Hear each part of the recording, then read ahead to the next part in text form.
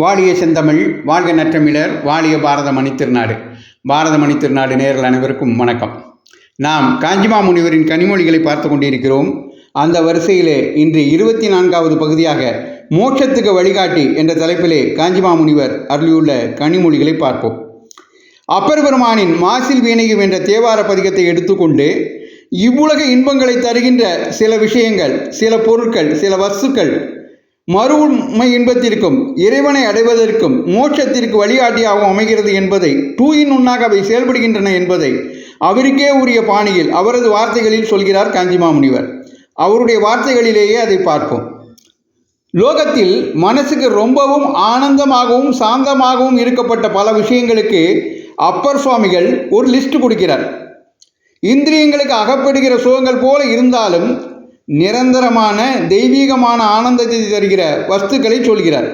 அந்த வஸ்துக்கள் என்ன?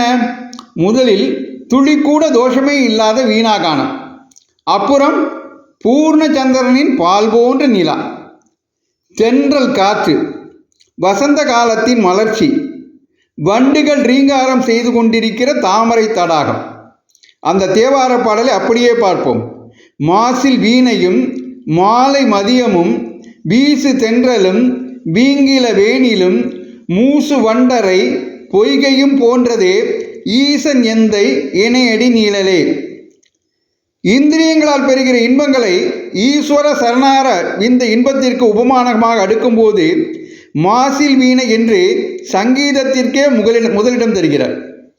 நல்ல சங்கீதம், அதுவும் குறிப்பாக நம்முடைய சங்கீதத்துக்கே எடுத்த வீணையோடு கானம் என்றால் அது ஈஸ்வரனின் பாதத்திற்கு கொண்டு சேர்ப்பதற்காகவே இருக்கும். நம் பூர்வீகர்கள் இசையை ஈஸ்வரனின் சரணங்களிலேயே சமர்ப்பணம் பண்ணினார்கள். அந்த இசை அவர்களையும் அதை கேட்கிறவர்களையும் சேர்த்து ஈஸ்வர சரணார விந்தங்களில் லயிக்க செய்தது. தர்மசாஸ்திரம் தந்த மகரிஷி யாக்ஞவல்கியரும் சுசுரமாக வீணையை மீட்டிக்கொண்டு சுருதி சுத்தத்தோடு லயம் தவறாமல் நாத உபாசனை செய்துவிட்டால் போதும்.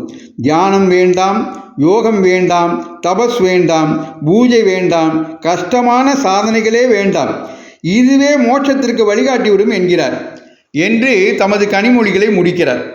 ஆக உலக இன்பத்திற்கு காரணமாக இருக்கின்ற சில விஷயங்களே கூட மேலுலக இன்பத்திற்கும் மோட்சத்திற்கும் வழிகாட்டியாக இருக்கிறது என்பதை நாம் புரிந்து கொண்டு அப்படிப்பட்ட தூய்மையான உலக இன்பங்களை தூய்க்க நாம் பழகுவோம் என்று கூறி விடைபெறுகிறேன்.